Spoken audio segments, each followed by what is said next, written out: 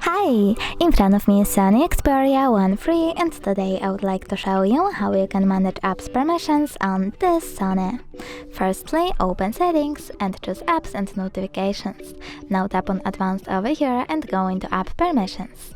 Over here you need to select one of your Sony's features, like Location, and pick one of your apps, like Maps. Then pick one of the options for this app.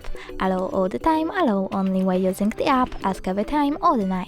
I will go with allow all the time, so when I go back, I can see that Maps gained access to this device location.